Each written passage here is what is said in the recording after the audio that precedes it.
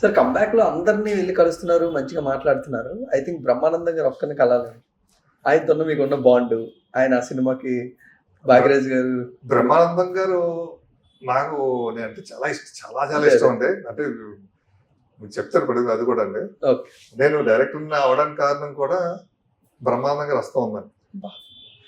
ధర్మచక్రం సినిమాకి ఒక comedy track ఉంటుందండి. ఆ కామెడీ ట్రాక్ ఆల్రెడీగా డైరెక్టర్‌గా షూట్ చేశారు సురేష్ కృష్ణ గారు. అది రీ రికార్డింగ్ చెన్నైలో జరిగింది. అప్పుడు మాకు ఇక్కడ స్టూడియోలు లేవు. రికార్డింగ్ స్టూడియో లేవు. ఆ రీ రికార్డింగ్ జరుగుతున్న టైంలో ఆ శ్రీలేఖ గారి మ్యూజిక్ అండి. వాళ్ళు ఎవరికి ఆ సీన్స్ నచ్చలేదు కామెడీ సీన్స్. ఓకే. కామెడీ పండలేదండి. సినిమా బాగుంది, ఎమోషన్స్ బాగున్నాయి, కామెడీ పండలేదు. అప్పుడు నేను జంజల్ గారి దగ్గర పనిచేస్తున్నాను. సురేష్ ప్రొడక్షన్స్ ఉంది. జంజల్ గారు దోహనా పెళ్ళంట. ఓకే. నాయుడు నాకు వెంటనే ఫోన్ చేశారు. మహేష్ మంచి అర్జెంట్ కామెడీ ట్రాక్ కావాలి, బాగాలేదని అంటే సరే సార్ అనేసి జంజల్ గారు చెప్తే ఆయన 2-3 ట్రాక్లు చెప్పారు.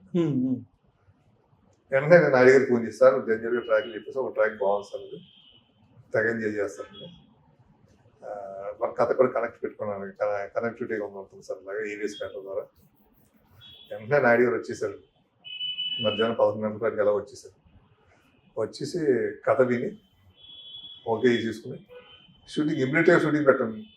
అంటే రీ రికార్డింగ్ జరుగుతుంది. మనం షూటింగ్ చేసి మళ్ళీ ఫిల్మ్ చేసి మళ్ళీ వెళ్ళిపోవాలి అక్కడికి. ఇమ్మీడియట్గా షూటింగ్ అన్నారు. ఆ టైంలో ఏవిఎస్ గారు, బ్రహ్మానందం గారు, ధర్మవరం చాలా బిజీ అండి అందరూ. అయినా కూడా పాపం ఆయన జంజల్ గారు, నేను నాయుడు గారు మాట్లాడితే ఇంకేముంటుంది అంత డేట్లు కుదిరిపోయింది. అది జంజల్ గారు డైరెక్ట్ చేయాలి. ఆయన మొత్తం స్క్రిప్ట్ రాసేసారు, వెళ్ళిపోయారు.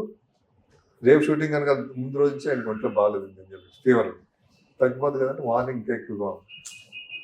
యూనిట్ అంతా అవుట్డోర్గా అక్కడికి వెళ్ళిపోయారు, లొకేషన్కి వెళ్ళిపోయారు. ఫస్ట్ డే బస్ సీన్ బస్సులో తీయాల్సి అంత వెళ్ళిపోతే ఇంకా అంత టెన్షన్. నేను జంజల్ గారు వెళ్ళాను. నేనేమో చాలా లేచి కూర్చుని పొజిషన్లో లేరు. నేనంటే సురేష్ గారికి ఫోన్ చేస్తే నాయుడు గారు ట్రై చేశాను. నాయుడు గారు దొరకలేదు. చెన్నై ఇంటికి ఫోన్ చేస్తే ఆఫీస్కి వెళ్ళారు. ఆఫీస్కి ఫోన్ చేస్తే స్టూడియోకి వెళ్ళారు, రికార్డింగ్ థియేటర్కి వెళ్ళారు. అక్కడికి చేస్తే రాలేదండి. టైం అయిపోయింది. అప్పుడు 11 అయిపోయింది, 10:30-11 అయిపోయింది. సురేష్ గారికి ఫోన్ చేస్తే కామెడీ సీన్సే కదా నువ్వు చేసేసేదాన్ని. అది నాకు 3వ సినిమా పడుతుంది అసిస్టెంట్ డైరెక్టర్గా అన్నారు కదా అనేసి ఇక ధైర్యం చేసేసి జంజల్ గారిని ఇంటికి పంపించేసాము, హాస్పిటల్ పంపించేసాను. నేను కెమెరామెన్ గారితో మాట్లాడి బ్రహ్మానందం గారితో మాట్లాడతారు ఇలాగన్నారు ఇది సార్ చేసే ఏముంది నీకేం కావాలి చెప్పాను సార్. సీన్స్ ఇది సార్ సీన్ ఏంటంటే అంతే సీన్ చూసుకున్నారు. సీన్లో కన్నా ఇంకెక్కువ ఇంప్రూవ్ చేశారు. టప్ప చేసేసారు. ఆ రోజు బ్రహ్మానందం గారు ఎంకరేజ్మెంట్. షూటింగ్ అయిపోయింది. ఈవినింగ్ మళ్ళీ నాయుడు గారు వచ్చేసారు. రెడీ అయిపోతే నైట్ ఎడిటింగ్ చేసి తీసుకెళ్ళిపోవడం. లాస్ట్ షాట్ తీస్తున్న టైంలో నన్ను చూసారు నాయుడు గారు. ఏం నువ్వు చెప్తున్నాడు స్టార్ డైరెక్షన్ చేస్తున్నట్టు డైరెక్ట్ గారు ఉంటాను. నాకు చెప్పాలి కదా నువ్వు అని. మీరు ట్రై చేశాను సార్, మీరు దొరకలేదు, ఇంకా డేట్లు లేవని చేసేసాను. నాయుడు గారు కోప్పడ్డారు. కోప్పడి సరే చేయండి అర్జున్గా ఎడిటింగ్ చేసి చూపించాను. ఆ టైంలో బ్రహ్మానందం గారు లేదంటే మహేష్ బాగా నవ్వించారు సార్, మీరేమనుకోండి మహేష్ కోప్పడబాకండి. నాకు ఆ రోజు కూడా బ్రహ్మాండంగా సపోర్ట్ చేశాను. కామెడీ సీన్ తీసి చూస్తే నాయుడు ఫుల్ హ్యాపీ, చాలా హ్యాపీ.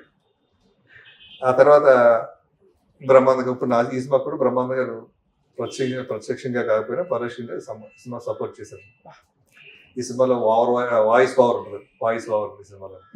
బ్రహ్మాండం గారు ఇచ్చారు 2 క్యారెక్టర్లు. మా సినిమాలో ఈ 3 తండ్రులు ఉంటారు కదండి, ఈ 3 తండ్రులు, ఈ 3 కూతుర్లు పరిచయం ఆయన వాయిస్ ద్వారా చేశాము.